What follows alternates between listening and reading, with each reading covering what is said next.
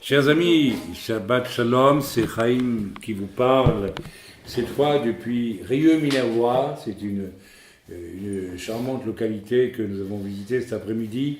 Et nous sommes donc réunis avec nos amis de Rieux-Minervois dans l'œuvre pour partager la parole de Dieu ensemble. Et aujourd'hui, j'ai un message au fond assez court, assez simple, mais au fond très très important, majeur, et je pense qu'il concerne beaucoup de gens aujourd'hui. Frères et sœurs, nous sommes à la veille d'événements tellement graves que nous n'avons pas de mots pour en parler. J'en ai déjà parlé sur le site et beaucoup en parlent un peu partout. J'étais à Jérusalem encore il y a quelques jours et j'ai vu venir par surprise un frère, un ami pasteur de Suisse, qui est un homme de Dieu que je respecte parce qu'il c'est un homme qui marche dans la vérité. Alors, il n'est pas juif peut-être, et il a un peu une vision évangélique des choses, mais il est honnête, profondément honnête, et dès lors nous entendons très bien, parce que quand des gens honnêtes se rencontrent, même s'ils ne partagent pas toujours les mêmes priorités, je veux dire, dans la parole de Dieu, eh bien c'est fort. Et ce frère m'avait écrit un email il y a déjà pas mal de temps, ça devait être au moment de la fin de l'année 2014, quand j'ai prophétisé en Suisse que l'année 2015 serait une année absolument décisive. Et il m'avait écrit et il m'avait demandé si je pouvais lui dire ce que j'avais reçu en priant. Et je n'ai pas eu le temps de lui communiquer parce que je n'avais pas le temps, tout simplement. Et puis il est venu, je lui avais écrit, moi, à mon tour, je lui ai dit, mais toi, qu'est-ce que tu as reçu? Et il ne m'a pas répondu, clairement. Et puis, bon, c'était un peu mystérieux. Je lui ai dit, tiens, pourquoi? Et alors, il est venu me rendre une visite surprise, 2 jours avant que je ne vienne ici. Et voilà, la sonnerie résonne, ma femme ouvre la porte. Oh, Jean-Pierre! Mais qu'est-ce que tu fais là? Ben voilà, on fait un voyage en Israël avec. Et puis on s'est retrouvés à parler un peu de ces choses qu'on avait reçues. Et je lui ai dit, tu sais, si je dois te dire ce que je ressens au fond de moi-même pour cet automne 2015, je n'arrive pas à l'exprimer. Parce que c'est d'une telle force, c'est quelque chose de presque effrayant. Je le sens au fond de moi-même. Et il m'a dit, je lui ai demandé, mais toi, qu'est-ce que tu m'as dit? Je ne me sens même pas autorisé à en parler, c'est quelque chose qui me dépasse, mais c'est très grave. C'est extrêmement sérieux, c'est extrêmement grave.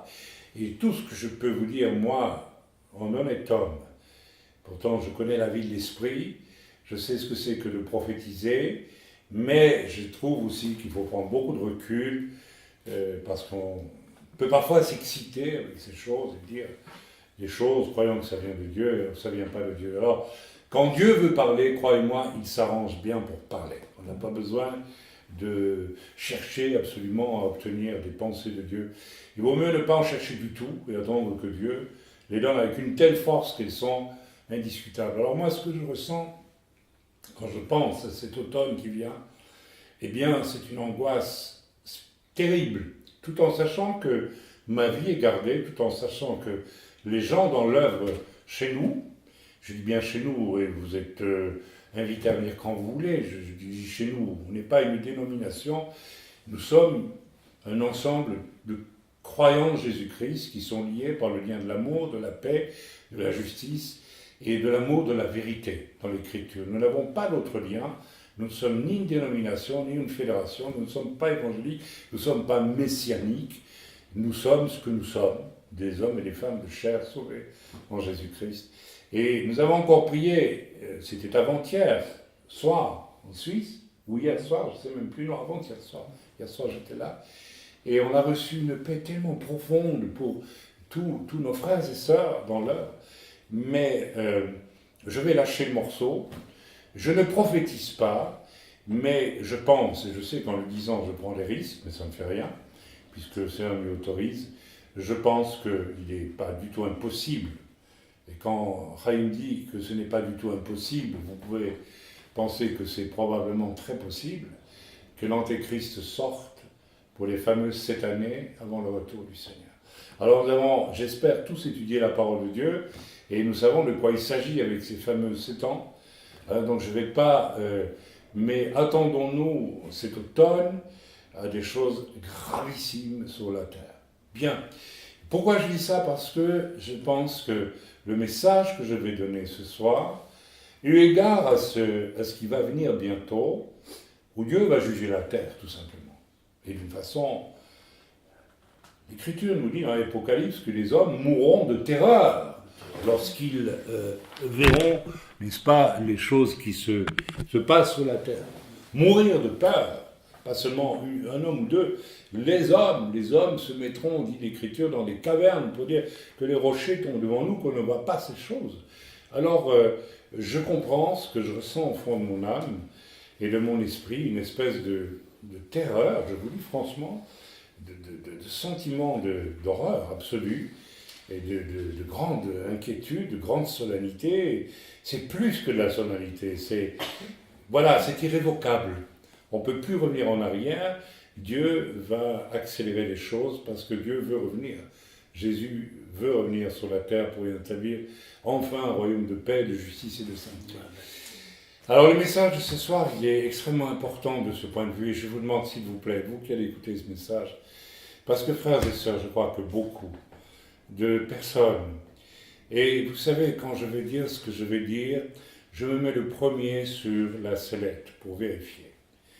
Beaucoup se disent chrétiens aujourd'hui ne sont pas du tout prêts pour ce qui vient, parce qu'ils vivent pour eux et ils sont sauvés, disent-ils, et puis, ma foi, ils vivent pour eux, tout simplement, en méprisant fondamentalement, n'est-ce pas, le fait que Jésus nous sauve, mais Jésus devient aussi notre Seigneur, celui qui va diriger notre vie, parce que s'il nous sauve juste pour nos beaux yeux, et qu'après nous dirigeons notre vie comme bon nous semble, il y a des choses qui ne fonctionnent pas, qui ne marchent pas. Bon, j'ai déjà dévoilé une bonne partie du message. Nous allons lire ensemble dans le chapitre 6 de l'évangile de Jean, le grand évangile de l'amour de l'apôtre Jean, que j'aime tellement. C'était la première fois que je vais à une Bible, je suis tombé sur l'évangile de Jean.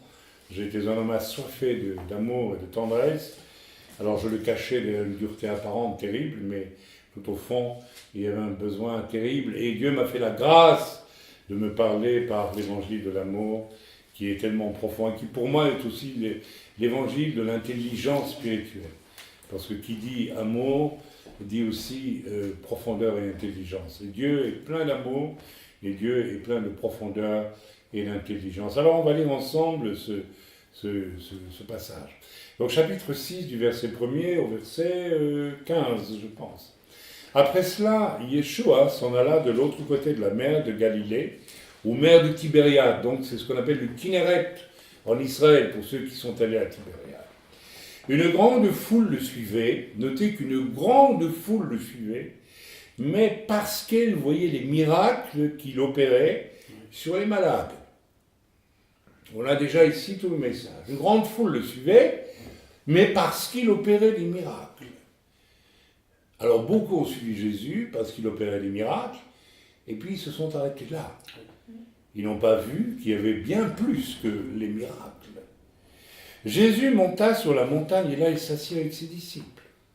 Or, la Pâque, la fête de Pessah, que nous avons célébrée il y a peu de temps, tous ensemble, rappelez-vous, la fête des Juifs était proche.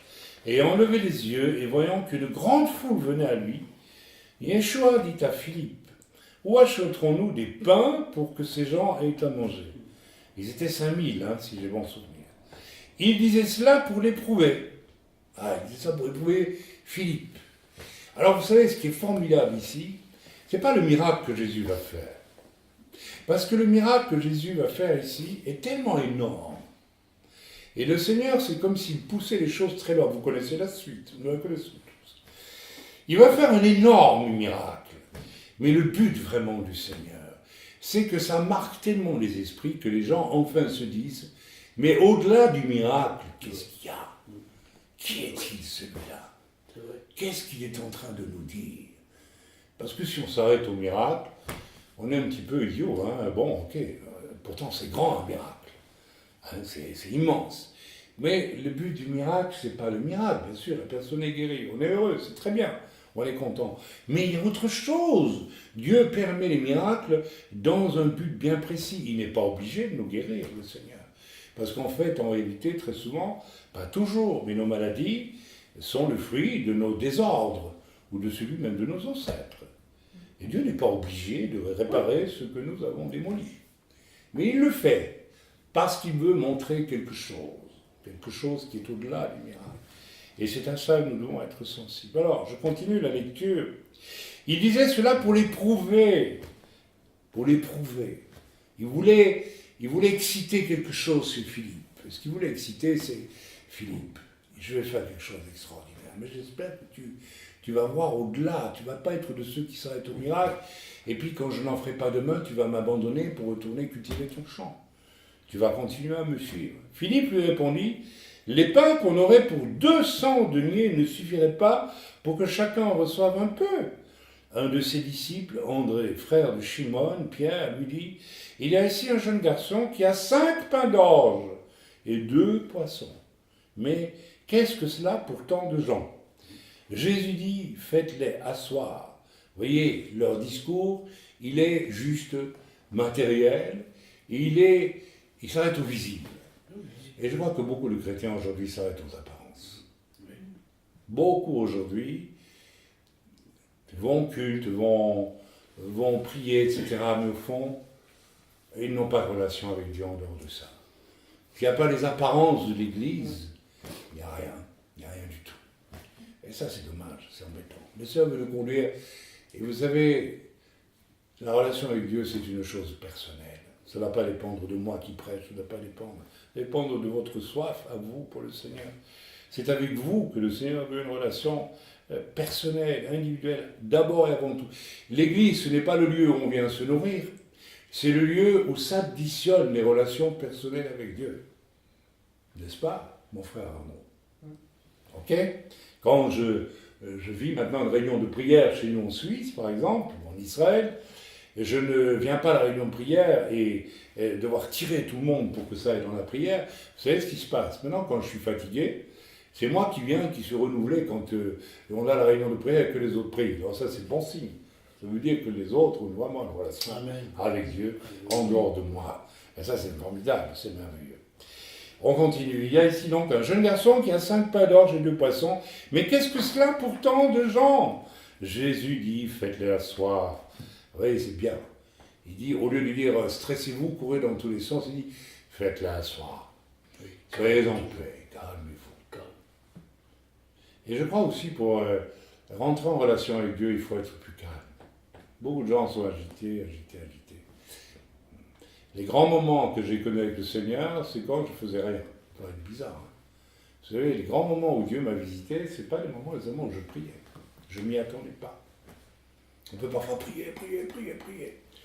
Puis je crois que Dieu nous dit, tu te fatigues, hein, je ne t'ai pas demandé de faire ça. Ça vous choque ce que je vous dis? Vous savez, l'apôtre Pierre, le grand apôtre Pierre, quand est-ce qu'il a reçu la vision des animaux impurs? Il avait fait un bon repas chez Jean-Claude et Lydie, et puis il est monté sur le toit pour dormir. Il a poussé, excusez-moi, un gentil roupillon sur le toit de la maison à Joppé. Il faisait la sieste. Et là, l'Esprit de Dieu est descendu.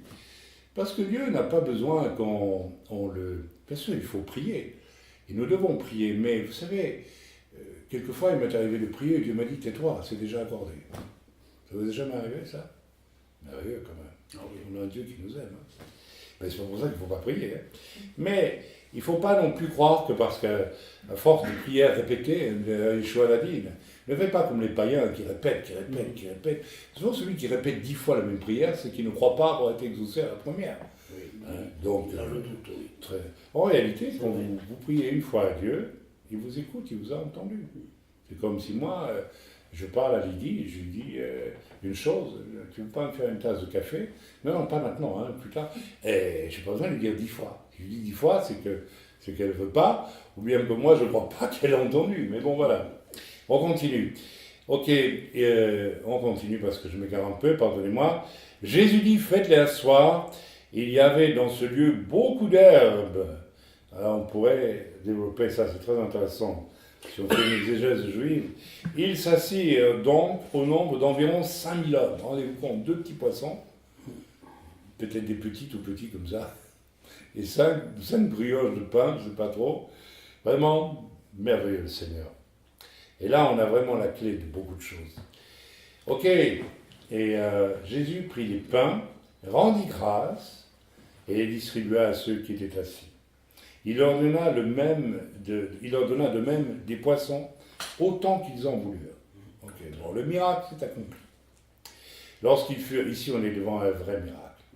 Ça va contre toutes les lois naturelles. Et je vais parler tantôt du miracle que j'ai connu dans mon ministère, parce que Jésus nous a dit, vous ferez même de plus grandes choses que moi. Il l'a dit, le Seigneur. Et il nous a accordé le Saint-Esprit, et nous vivons des miracles. Je me souviens d'une église en Italie où j'étais il y a des années et des années, et il y avait 300-400 personnes. Il y avait un païen dans l'église. Il était tout au fond. Je ne sais pas pourquoi il était là ce jour-là. Et le Seigneur m'a montré qu'il y avait un homme qui avait les jambes plus courtes que ça. Vous savez, c'est ça. Hein. Il n'avait même pas de semelles ou de chaussures de compensation, parce qu'à mon avis, ça aurait été trop lourd. Il ne pouvait pas marcher avec ça. Mais vous imaginez les jambes plus courtes de ça. Je n'exagère pas. Hein. Je connais un frère comme ça. 14 cm plus court. Moi, c'était pas loin de 20, hein, je t'assure, c'était impressionnant. Le pauvre. Et j'ai une parole de connaissance, et je dis, il y a ici une personne, vous avez une jambe trop courte d'au moins de ça. J'étais certain. Et je vous demande de vous avancer à la fin de la réunion, puisque je vais prêcher, je vais prier pour vous, Dieu vous faire croître la jambe. Alors là, je me dis, bon, ça, pas encore, mais ça. Hein. Alors il s'est approché à la fin. Il était. Et puis il s'est assis, j'ai prié, et puis vous savez, ça n'a pas pris une heure. Hein. L'homme guéronné comme ça. L'homme, il avait peur, c'était un païen. Et après, il a accepté Jésus, bien sûr, parce qu'il ne pouvait plus douter que d'exister. Après un miracle pareil. Vous savez, les gens qui raisonnent tout le temps disent oui, les miracles, oui, mais quand tu vois une jambe qui pousse de ça, sur le champ, à l'instant, en une seconde, là, comme ça, tu ne doutes plus que Dieu existe. Tu en as la démonstration évidente. Et c'est le but aussi du miracle, c'est d'attester, par contre, toute forme de raisonnement, que Dieu est vivant et réel. On continue la lecture, on va aller à l'essentiel. Et lorsqu'ils furent rassasiés, donc ils ont mangé à foison du pain, des poissons, etc., ils étaient 5000, c'est énorme. C'est 5000, c'est ça, hein, je ne sais plus. Non, une grande foule. Je ne sais plus s'il donne le nom. Je crois que c'est dans Ils étaient 5000, il le dit, excusez-moi. Alors il le dit. Lorsqu'ils furent rassasiés, il dit à ses disciples, ramassez les morceaux qui restent afin que rien ne se perde. Pas mal, il restait encore. Ils les ramassèrent donc, et ça c'est une très belle image.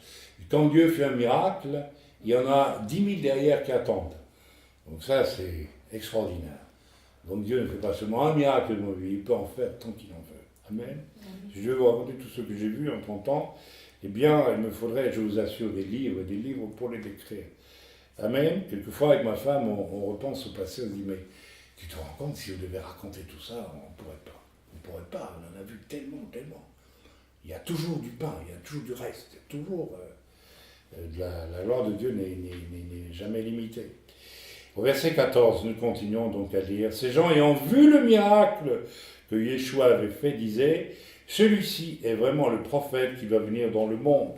Alors il faisait peut-être allusion ici à Élie, le prophète Élie, qui va venir pour restaurer toutes choses, selon l'Écriture, et auquel les Juifs croient beaucoup. Verset 15, et Jésus, sachant qu'ils allaient venir l'enlever pour le faire roi, se retirera de nouveau sur la montagne lui seul. Là, il y a quelque chose de curieux.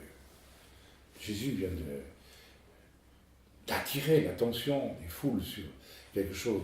Il a été à fond dans le miracle pour leur faire voir qu'il y a au-delà du miracle peut-être quelque chose de plus intéressant à considérer.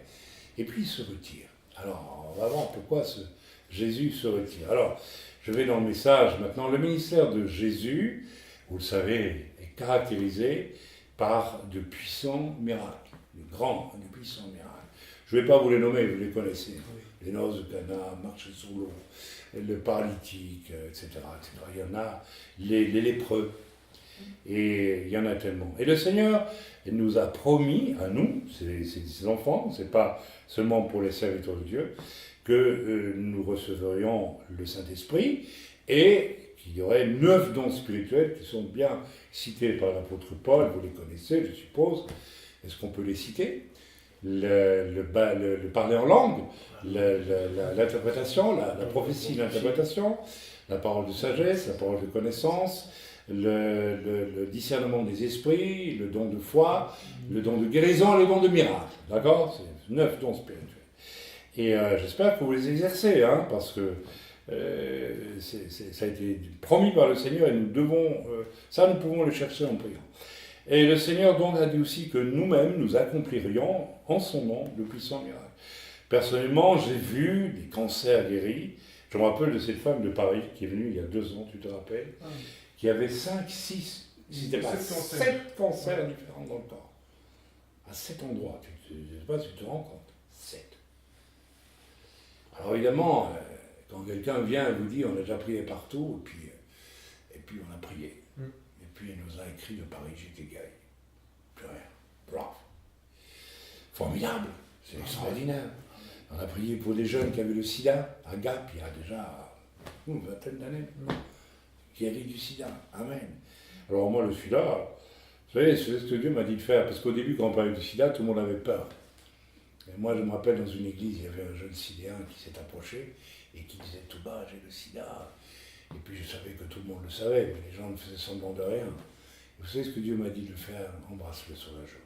Parce que tout le monde le tenait comme ça. Oui. Et je l'ai pris dans mes bras, je l'ai embrassé sur la joue. Ben, je l'ai fait, et puis j'ai prié pour lui. Et je ne sais pas, j'ai oublié s'il était guéri ou pas, je ne l'ai plus vu. Enfin bref, le Seigneur fait des miracles, aujourd'hui, c'est une évidence. Aujourd'hui, nous sommes là pour prier pour notre sœur. Moi, je suis venu de Jérusalem exprès pour elle. Et c'est Jésus qui vient là. C'est pas moi, c'est Jésus qui vient pour elle. Et nous allons prier pour elle. Et moi, j'ai confiance. Parfois, les gens ne sont pas guéris. Ça arrive. C'est mystérieux. Pourquoi, je ne sais pas. Mais la plupart du temps. Voilà, au moins 3 mois que je sais que je dois vivre ce jour-ci. Donc, tu vois. Alors, elle m'a confié hier qu'elle priait pour que je revienne, après m'avoir vu l'autre fois. Mais moi, je savais déjà aussi que je reviendrais. D'ailleurs, à Pessah, je vous l'ai dit avec insistance, lourdement, pour vous encourager, je vais venir vous voir. Oui. C'est parce que le Seigneur me disait, fais-leur du bien, dis-leur. Et puis, je suis là. Maintenant, la raison d'être des miracles. Posons-nous la question un peu, pourquoi Dieu fait-il des miracles? Dieu n'est pas obligé de le faire. C'est pas obligé. Pourquoi il le fait? Bien, d'abord, je l'ai déjà dit, parce qu'ils attestent indiscutablement de la vie de Dieu, de son existence, de sa gloire, de son essence même. Dieu est un Dieu de création. Quand Dieu fait un miracle et qu'il assainit un corps d'un cancer, il crée un nouveau corps, etc. Lorsque Dieu agrandit une jambe de presque 20 cm, il crée quelque chose, il fait une création. Le miracle est créatif, n'est-ce pas? C'est donc il n'y a que Dieu qui peut le faire. Je ne connais aucun homme qui puisse le faire. Amen. Donc c'est d'abord une attestation de la puissance et de la gloire de Dieu. Tous les raisonnements tombent devant ça, ou alors il faut être vraiment de mauvaise foi. Je me souviens en Italie que nous avons commencé une église dans une maison suite à un grand miracle. Donc cet homme qui devait se faire transplanter le cœur à Toronto, et moi je l'ignorais complètement. Et j'avais été invité par des adoratrices de la Madone à boire du café dans leur maison. J'étais venu parce qu'elles voulaient savoir ce que c'était qu'un pasteur. En plus, elles me prenaient pour un Français. Alors elles disaient, on veut connaître un pastore francese. Et elles me disaient avec leur accent, parce que pour elles voyaient des prêtres qui priaient Marie, mais un pasteur qui priait Jésus, elles ne savaient pas trop ce que c'était. Alors pendant 1 heure, elles m'ont parlé de Marie, et de Marie, et de Marie, et de Marie.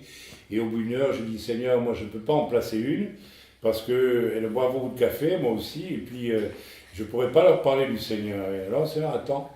Alors il y a un monsieur qui est rentré, je l'ai appelé Zaché. Il était tout petit, et puis il avait entendu parler qu'il y avait un pasteur français, enfin je ne suis pas français, mais... Et il venait voir, il avait un grand porte-cigarette en ivoire, je me rappelle, Et il venait voir ce que c'était. Il discutait avec ses cousines, ils étaient tous cousins de cousines, là, c'était des Calabrais qui avaient immigré au nord d'Italie. Et il discutait avec son pasteur, il discutait, pas très poli d'ailleurs, parce que. Et à un moment donné, ce homme me dit, cet homme-là, il a le cœur malade, il va mourir, tu vas lui proposer de prier pour lui, il va recevoir un nouveau cœur. Il sortait de chez son cardiologue. Je vous raconte ça, pas pour faire cocorico, mais pour que vous vous rendiez compte comment Dieu se sert des miracles. Et il avait son dossier qui était prêt pour aller à Toronto pour une transplantation cardiaque. Au Canada. Il partait 2 semaines après. Il avait le cœur nécrosé, enfin je ne sais pas, moi je ne suis pas cardiologue. Et donc il devait absolument avoir une transplantation, autrement il allait mourir dans les quelques mois à venir. Et je lui dis, monsieur, vous avez un problème de cœur très grave. Il me regarde d'abord, mais comment il sait ça, lui? C'est un me le dit. Et si vous voulez, je vais prier pour vous, vous allez recevoir un nouveau cœur. Vous voulez? Ah, il m'a dit, ça ne se refuse pas. Hein. Il y a un païen. Hein. Alors je me suis levé, j'ai prié pour lui. Et puis il m'a dit, mais ça va bouger là, qu'est-ce qui se passe? Il est retourné chez son cardiologue sur le champ, hein. Il nous a abandonnés. Et il a dit, écoutez, il y a un pasteur français, il a prié pour moi, puis le corps, il a bougé, faites-moi vite.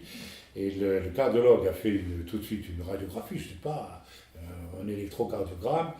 Et il m'a dit, écoutez, vous avez été pris à la Madone, quoi, parce que vous avez un cœur tout neuf. Alors il lui a dit, surtout ne le dites à personne, parce que ma réputation de médecin, elle est fichue maintenant. Parce que moi, je vous envoyais à Toronto aux ordinations, et qu'est-ce que vous avez fait? Alors lui, il est sorti de là, il est monté sur sa mobilette, il a déchiré sa carte d'invalide. Un pastore è venuto di Francia, ha pregato per me, ma non ha dato, Gesù m'a donné un corps nuovo. Il a fait toute la région pendant 3 jours, il a disparu pour aller le dire à tous.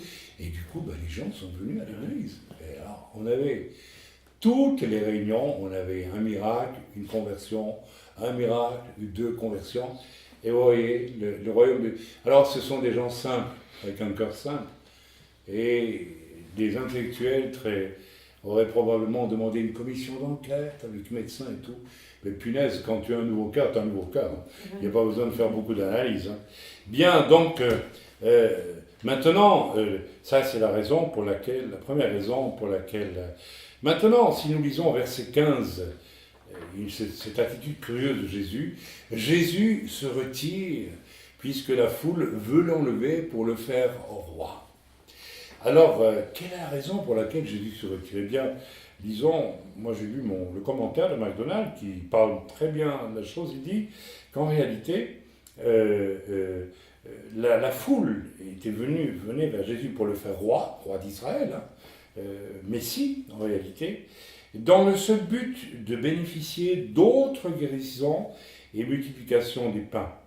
La foule, excitée par l'enthousiasme populaire, était décidée à réaliser des projets politiques qui seraient allés à l'encontre de la volonté divine en plus. La volonté divine était que Jésus soit d'abord le Messie de souffrance, qui donne sa vie pour nous, avant de revenir un jour plus tard, bientôt, comme Messie de royauté. Et ceci est très important. Le Seigneur Jésus savait que ce que la foule voulait, c'est lui donner un titre de roi, parce que c'était honorifique, mais pour avoir encore des miracles, des miracles, des miracles. En fait, il ne voulait pas de Dieu lui-même, ce qu'il voulait, c'était les miracles. Et frères et sœurs, lorsque je regarde beaucoup de ces réunions où on voit des foules qui crient, qui louent le Seigneur, et puis qui attendent des signes et des prodiges, n'est-ce pas? On peut se poser la question, ils viennent là pour qui, finalement? Pour le Seigneur ou pour le spectacle? Pour recevoir. Et puis, à peine ils ont fini de recevoir, ils rentrent chez eux, ils sont dépressifs, ils sont malheureux, ils attendent le prochain grand ministère qui va passer. Et il y a des églises qui fonctionnent comme ça. Ou bien, toutes les semaines, ou tous les 2 fois par mois, il y a un grand ministère qui passe et qui fait vivre des tas de choses. Et alors la foule est contente. Mais pourquoi les gens sont-ils malheureux lorsque... Moi, ça fait longtemps que j'ai pu écouter un grand ministère, mais je ne suis pas malheureux. Parce que quand j'ouvre ma Bible et que je prie, j'ai une communion en direct avec Dieu. Et puis, vous savez, Dieu me dit, fais ceci, fais ça, Raïm. Je n'ai pas le temps de m'ennuyer. Pour tant de personnes, faire de Jésus un roi, ou même sous une autre forme, je dirais, plus idolâtre, c'est un catholique. qui prient Marie, mais, ou des saints. Mais en fait, ils prient pourquoi? Ils prient parce qu'ils aiment vraiment Marie? Moi, je ne le crois pas.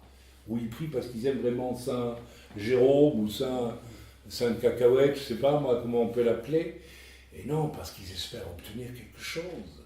Mais ça s'arrête vite là, je l'ai vérifié, j'ai questionné les gens, et puis qui ont fait des vœux. Si tu fais ça, j'irai à Lourdes chez les catholiques.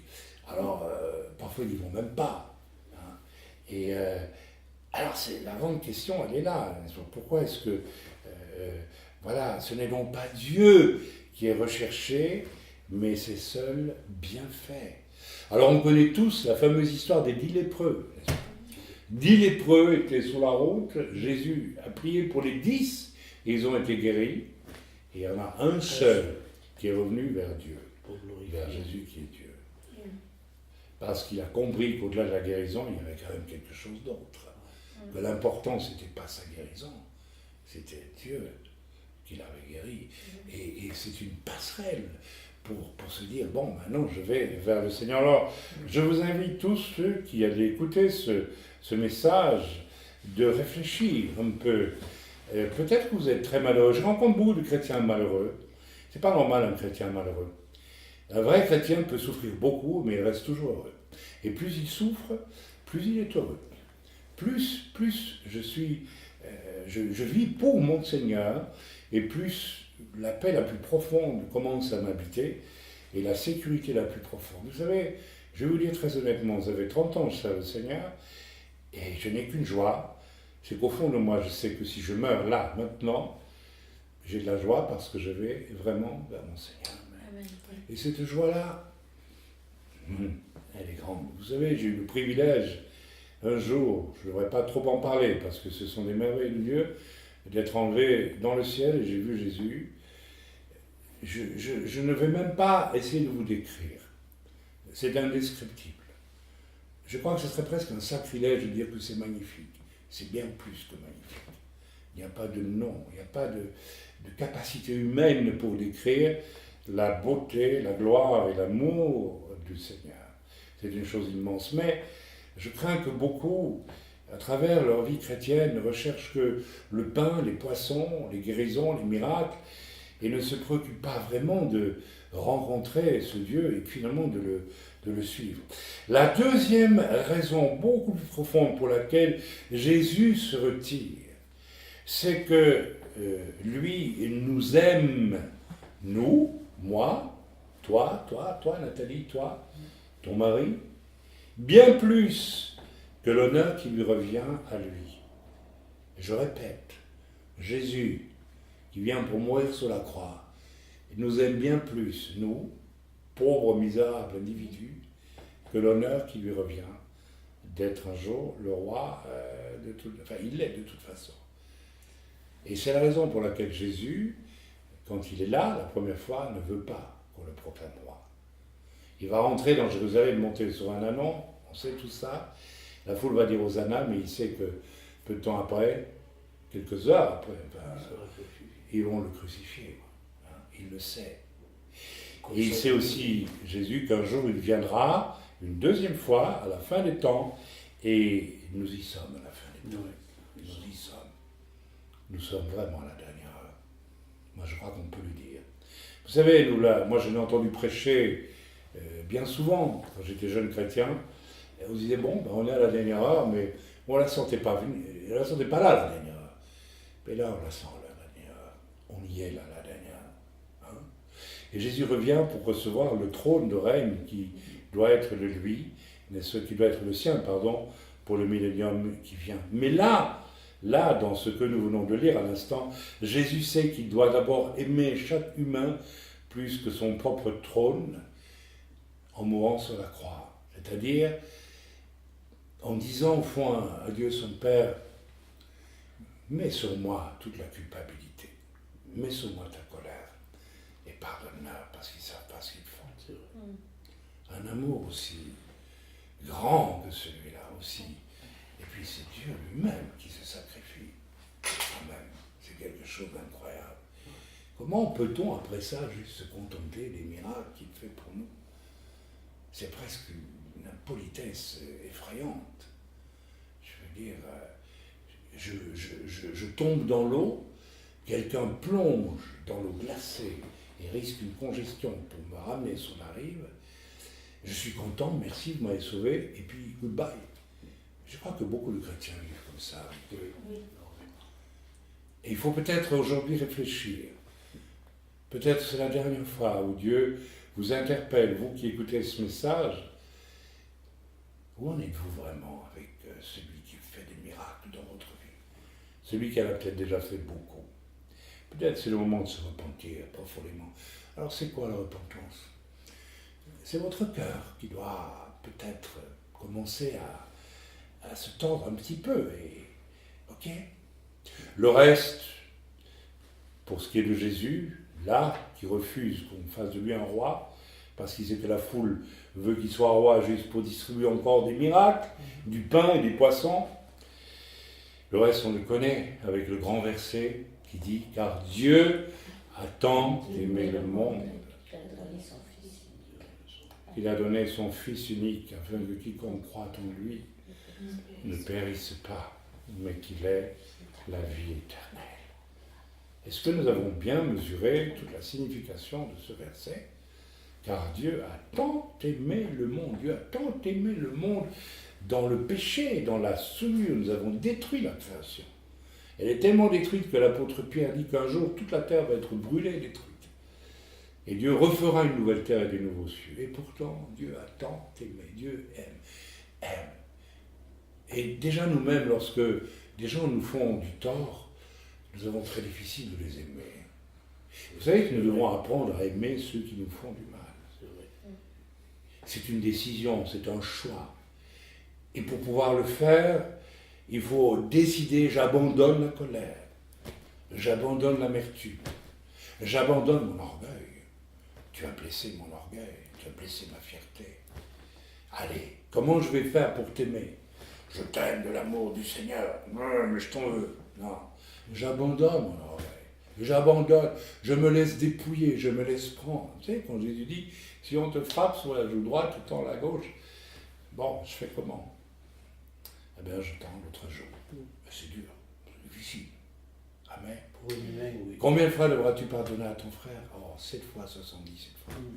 Amen.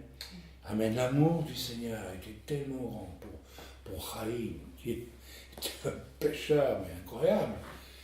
Alors, je ne dis pas que... Je ne vais pas vous donner le témoignage, j'étais un drogué, j'ai jamais pris de drogue, j'étais un grand voleur de grand chemin, je n'ai jamais fait, j'étais un criminel, non, je n'ai jamais tué personne, j'avais même des beaux principes d'éducation, etc. Mais vous savez, une fois qu'on grandit avec le Seigneur, on se rend compte qu'un seul péché fait de vous un criminel abominable pour le Seigneur. Il n'y a pas besoin d'avoir fait... Il y a des grands criminels qui sont moins criminels que certains qui n'ont fait que, soi-disant, des peccadilles, mais qui ne se voient pas pécheurs. Donc, nous sommes tous vraiment... Alors, c'est l'amour absolu de Yeshua sur la croix qui est mis là en exergue pour que chacun puisse être réconcilié avec Dieu. Il y a donc 2 choses dans le miracle. La guérison du corps, par exemple, ou bien autre chose. Et c'est bien, mais aussi quelque chose de beaucoup plus profond, qui est la guérison de votre âme. Et la plus grande guérison de votre âme, ce n'est pas d'échapper à la dépression, à la douleur, à la souffrance, c'est de faire de cette âme stupide, je parle pour moi, cette âme limitée, cette âme orgueilleuse, cette âme qui ne voit pas plus loin que le bout de son nez, qui ne se rend pas compte qu'il a reçu la vie un jour, qu'elle lui sera reprise en un jour, et qui doit donc rendre grâce à celui qui a donné cette existence pour en faire quelque chose qui plaise au moins un tout petit peu à l'Éternel, au minimum. Et ce qu'on fait, c'est toujours mal fait de toute façon. Moi, je le confesse. Ce sentiment d'échec, en essayant d'obéir à Dieu, il est quand même là, parce que nous sommes... Et c'est bien d'avoir ce sentiment d'échec. Amen. Amen. La guérison de mon âme, ce n'est pas autre chose que de pouvoir dire, eh bien oui, tu me sauves, mais maintenant ma vie t'appartient, Seigneur, parce que c'est toi qui l'as créé, et c'est toi qui l'as sauvé en plus. Alors maintenant c'est à toi, et je suis heureux qu'elle t'appartienne, mon existence. Amen. En recevant donc Jésus comme sauveur et comme le vecteur, la passerelle d'une réconciliation avec Dieu, le Père. La réconciliation avec Dieu. Moi, je suis réconcilié avec Dieu depuis 30 et des années maintenant. Et je vous assure que, waouh, je ne pouvais...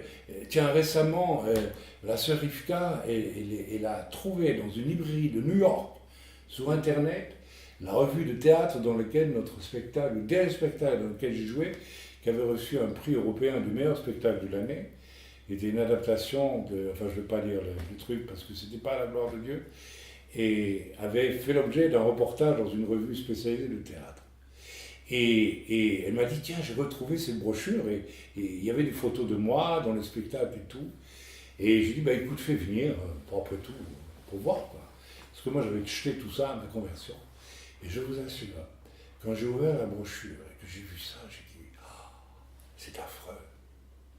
Pas que c'était laid, c'était un très beau spectacle. Mais c'est de la cendre, c'est horrible, j'ai dit, c'est un monde tellement éloigné du monde dans lequel je suis rentré après avoir connu le Seigneur. Ça m'a fait un choc, mais vraiment un choc, vous n'imaginez pas le choc. Si nous pouvions revoir comment nous étions avant de connaître le Seigneur, je crois qu'on s'enfuira à toutes jambes. Si on voyait spirituellement ce qu'on était, parce que le Seigneur nous a changés. Et c'est une chose extraordinaire. Amen. Si vous voulez cette réconciliation avec Dieu, je veux prier maintenant pour les gens qui écouteront, n'est-ce pas, ce chiot de cet après-midi. Vous pouvez prier avec moi simplement maintenant. Peut-être que vous croyez jusqu'à présent appartenir au Seigneur Jésus, mais vous savez, appartenir au Seigneur Jésus, ça veut dire appartenir. Je vais vous dire quelque chose qui va vous déranger. Moi, j'ai accepté le Seigneur il y a 30 ans maintenant, j'ai 67 ans, j'avais 33 ans. Il y a 34 ans que j'ai accepté le Seigneur, c'est ça, 34. Hein. 67 plus 33, ça fait 34, non? Enfin, c'est ça. J'aurais voulu parfois prendre des congés. Et je veux dire une chose, je n'ai jamais pu prendre un jour de congé depuis que j'appartiens au Seigneur. J'ai voulu parfois, et je n'ai pas pu. J'ai été empêché, intérieurement empêché. Et un jour, j'ai dit à Dieu, parce que moi, je vois... Alors, ne le prenez pas mal, je vous parle de ce que moi, j'ai vécu, et que je continue à vivre. Et moi, c'est légitime, vous travaillez, vous prenez des congés, c'est très bien, etc. Mais que non, moi, j'ai jamais pu. Et un jour, j'ai posé la question au Seigneur, j'ai dit, mais pourquoi tu ne me permets pas de prendre une fois une semaine de congé? Une année sabbatique. Il y a des pasteurs qui prennent une année sabbatique. Moi, j'ai jamais pu, c'est curieux, je ne peux pas. Et le Seigneur m'a dit, mais tu te rappelles, un jour, tu as écouté une prédication, tu étais jeune chrétien, et le pasteur a prêché sur Paul, qui disait qu'il était dans les chaînes pour Christ.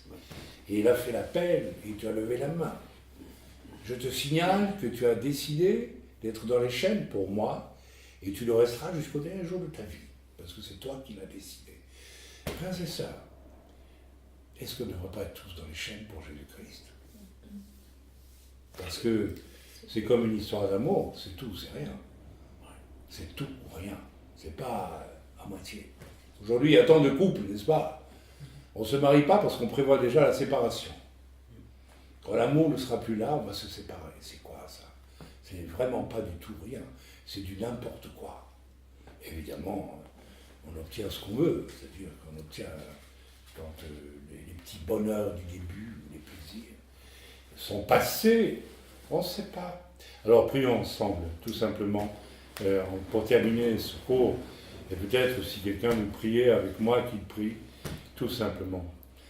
Vous répétez avec moi, vous qui écoutez ce message, peut-être que vous êtes aussi de ces personnes qui n'avaient jamais entendu le message du salut, mais je crois plutôt que beaucoup vont écouter ce message, vont être interpellés parce que vous êtes, comme on dit, des conducteurs du dimanche, n'est-ce pas? Vous savez, vous êtes des chrétiens du dimanche. Mais le reste de la semaine, vous n'êtes pas chrétiens. Ou vous êtes des juifs messianiques du Shabbat, et vous êtes très fiers de porter votre talit, très bien, magnifique, et votre kippa, et de faire Shabbat, et vous mangez kasher. D'accord, très bien, ça va, ok, très bien. Mais le reste de la semaine, vous faites quoi? Est-ce que votre vie est vraiment dans les chaînes pour celui qui vous a sauvé? C'est la question que le Seigneur te pose, mon frère, ma soeur, toi qui écoutes ce message aujourd'hui. Alors prie avec moi, si tu veux, que les choses changent désormais pour toi. Père, je reconnais que je ne connais pas, je ne connaissais pas ce qu'est la gloire de Dieu et que j'en suis coupé. Ceci s'adresse à ceux qui ne connaissent pas le Seigneur. Mais aujourd'hui, je crois et je confesse que Yeshua, Jésus-Christ, est venu pour me rendre la parfaite connexion avec cette gloire de Dieu, car il est écrit que tous sont pécheurs et sont privés de la gloire de Dieu. Et j'accepte donc Yeshua, Jésus, comme mon sauveur personnel, mais aussi comme mon Seigneur. Et ceci s'adresse aussi à tous ceux qui ont déjà été sauvés par Jésus, mais pour qui Jésus n'est pas le Seigneur absolu. Seigneur, en ces temps ultimes, où la terre va être jugée, je veux saisir comme une dernière opportunité pleine d'amour de ta part, de t'appartenir pleinement, entièrement, à 100%, de t'être soumis, de t'être soumise à 100%, d'aimer cette soumission, d'aimer t'appartenir, d'aimer alors que toute ma chair me dit « dors, mange, sors, distrais-toi, achète ceci », d'aimer pouvoir dire non à cette chose, mais de dire oui à toi dans ce que toi tu me demandes de faire et de vivre. Et Seigneur, de manger à l'heure où tu me demandes de manger, où tu me permets, mais de faire passer le royaume de Dieu avant tout. C'est ma prière, Père, cet après-midi. Seigneur, je ne veux plus être de ces chrétiens qui te fréquentent uniquement pour recevoir des miracles et des bienfaits, mais qui te connaissent toi, pour toi-même, d'abord et avant tout. Amen. Si vous avez fait cette prière, peut-être pour la première fois dans votre vie, en acceptant Jésus comme votre sauveur, et puis que vous l'avez accepté aussi comme votre Seigneur, eh bien, si vous l'avez fait, simplement, là où vous vous trouvez, en écoutant ce message, eh bien oui, le Seigneur vous sauve, et le Seigneur vous invite aussi à marcher avec lui désormais, mais d'une façon réelle, profonde, au-delà du miracle même de votre salut. Votre salut est un miracle. Vous êtes un sac d'ordures, en tant qu'homme et femme pécheurs. Je parle pour moi, je l'étais un sac d'ordures. Et le fait que du jour au lendemain, en acceptant Jésus, je suis devenu un saint et je l'ai éprouvé, cette sainteté, eh bien, c'est déjà un immense miracle. Je ne sais pas quel philosophe, je ne sais pas quelle morale peut faire d'un criminel un saint, mais je sais que Jésus l'a fait et peut le faire. C'est déjà le plus grand des miracles. Mais au-delà de ce miracle, il faut que vous vous intéressiez au Dieu qui a causé ce miracle et qui l'a causé depuis 2000 ans à la croix de Golgotha pour vous et le fait encore aujourd'hui. Soyez bénis dans le nom de Yeshua. Amen. Amen.